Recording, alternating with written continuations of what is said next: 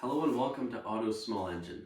Today we have a yard machine in the shop here, and I picked it up from a customer that I work for, and he said his dad owned it, but he used it very little, and he was too old to use it any longer. So the owner already had a few snowblowers, so he was looking to get rid of it, and we made a good deal on it.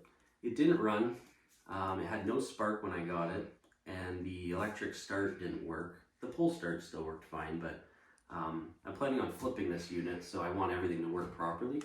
So the starter and the coil were very expensive. It would outweigh the cost of this, almost. So I figured, I reached out to a gentleman I get all my parts through, and he owns a small engine shop himself, and I just said, hey, do you have any small engines laying around, any of these Powermore engines? And he said, you know what, I do. So I had a broken connecting rod, which is actually very unusual for these engines. These are pretty hardy motors compared to any of your in-tech engines and that.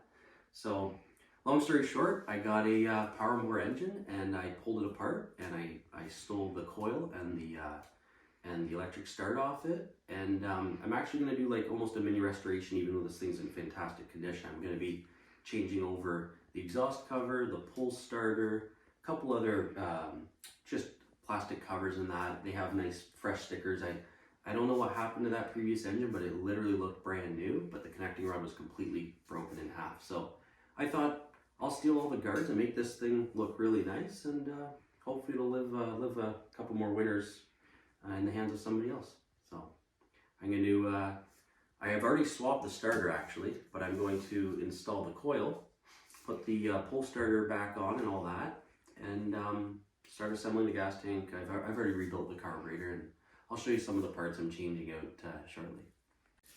So here's the old starter. It actually looks really good, but for some reason it wasn't coming out to the flywheel. It would just spin and spin. So I actually don't know too much about starters, and the parts engine had a starter on it, so I thought it's just an easy swap just to swap this out. I might look into trying to fix it or rebuild one in the future, but for today, 2 bolts, very easy. You almost have these mini dowel pins that center it for you. There's one actually on the engine, and there's one that you actually push into a recessed part of the cast. So 2 bolts and 2 screws for the mounting of your push start.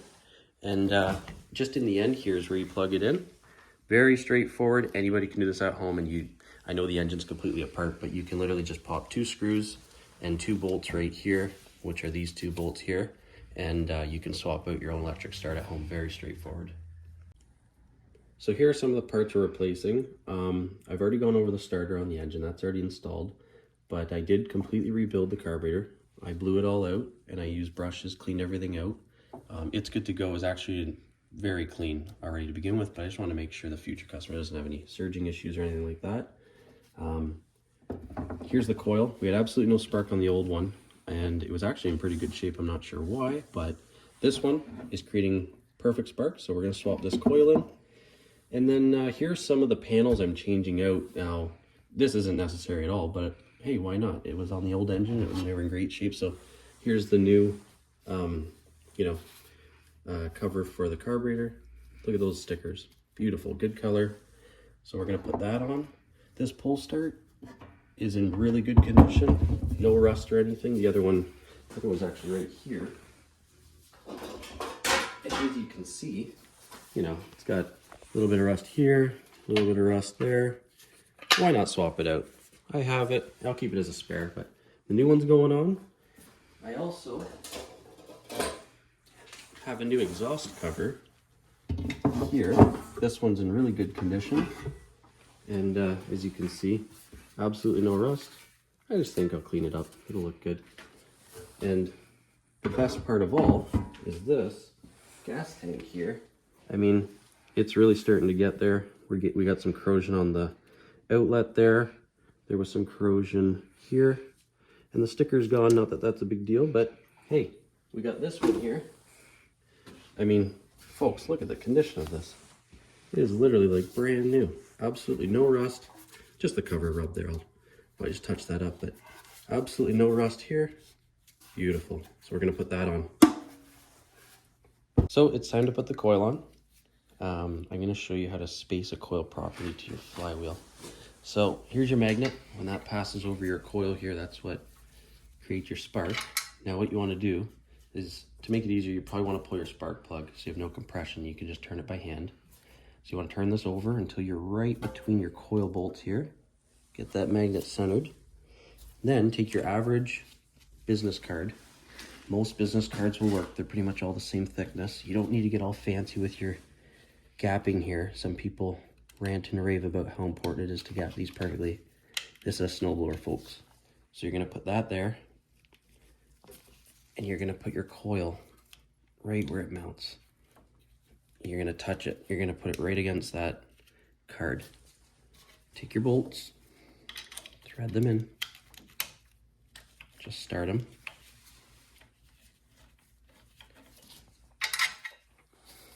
Get your ground on. That's your kill wire. Thread those in. And take your gun. And just put a bit of pressure on it. A little bit of pressure, not too much.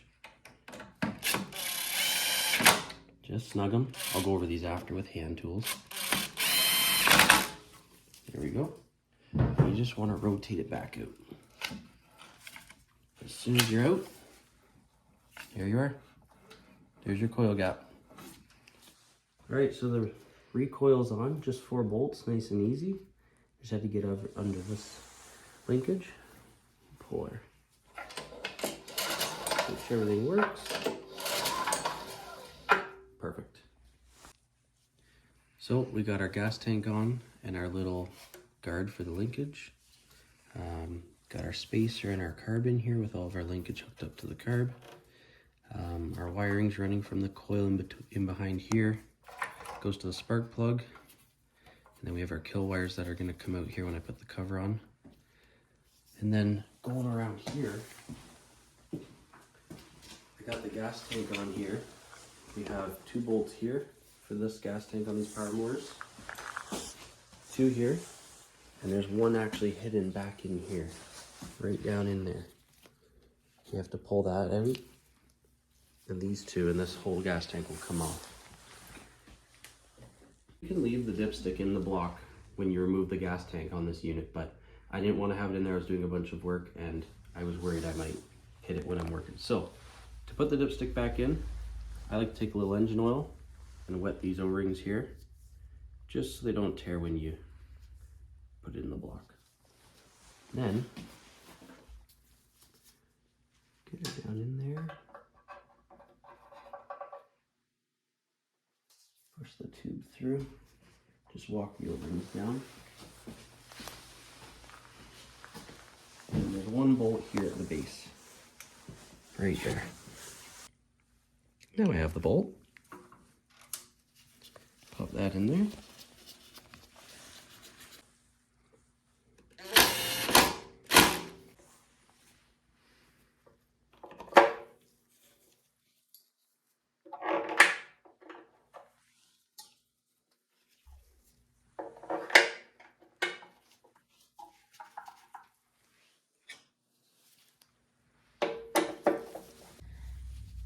Next, we're going to put our choke linkage on. This is what the back of it looks like, in case you're trying to put yours back together and you lost track. So you want to feed it through the top, like so. And you want to back it off there. There we go.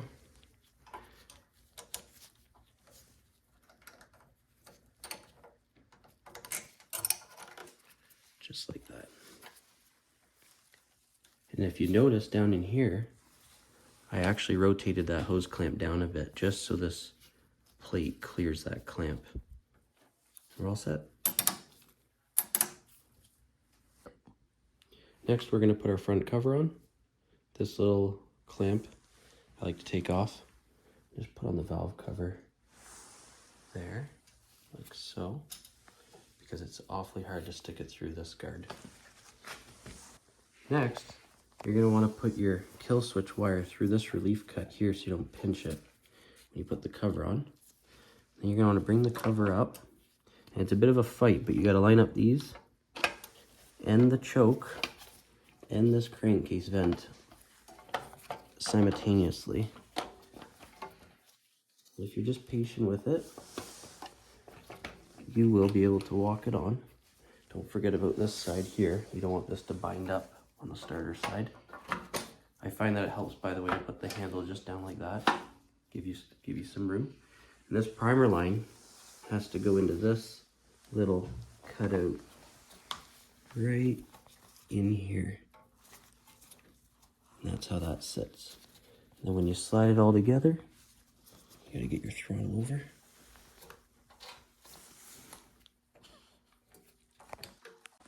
Don't forget your 2 kill switch wires.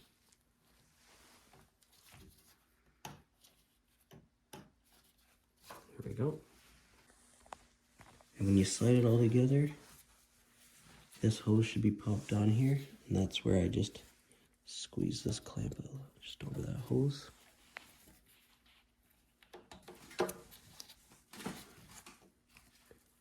That's about it. Put your 2 10s.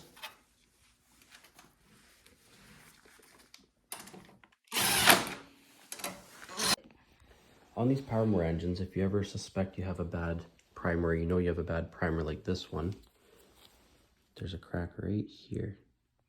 When you test a primer, you should be able to put your fingers on both sides and push it. There should be a vacuum. There's no vacuum at all. It's cracked right there.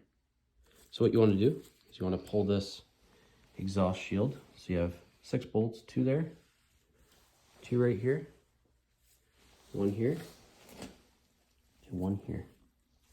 Pull your cover off. And then take your needle nose pliers and you just want to pinch there, and pull your clamp. And this will pop right out. Take your new one, push it in, put your hose, and put your clamp. And that's it. That is all there is to changing the primer on these engines. So we're going to get prepared for our first start since we've fixed this thing up.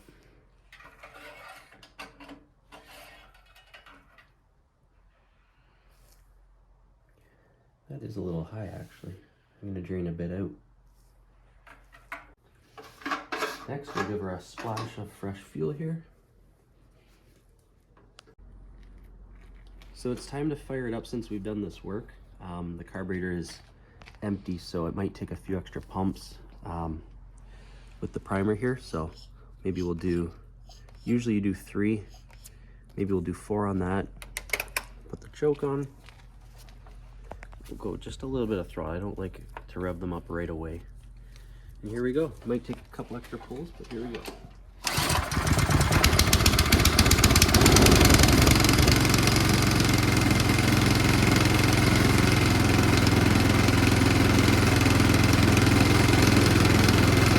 Next, we're going to try our electric start since it got replaced. So we'll just, it was running off the pull start, so this should be a little easier.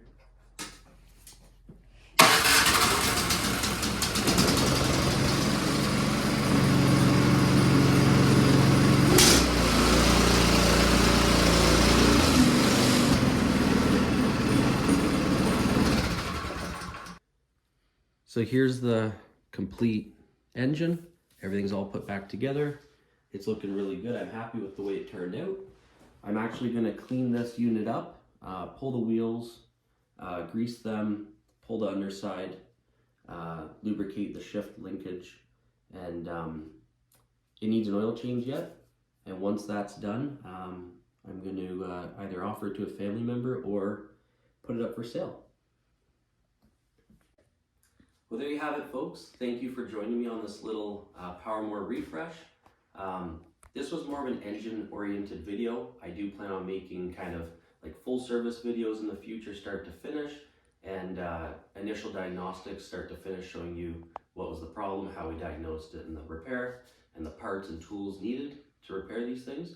hopefully this video helped anybody out there with a Powermore engine, kind of the construction of it and how it's built, how to repair it if you took it apart and maybe you got lost, and how to put it back together.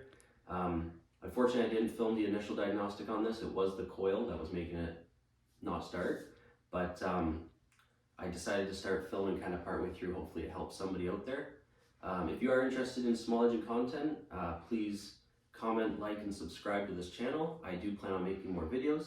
For instance, this yard works here, I just picked this one up today, and we're going to do a full diagnostic start to finish and figure out what's going on with it. It does not start at the moment. It's got a Tecumseh on it, so hopefully that'll help someone out too. So I look forward to seeing you in the future. Thanks for watching.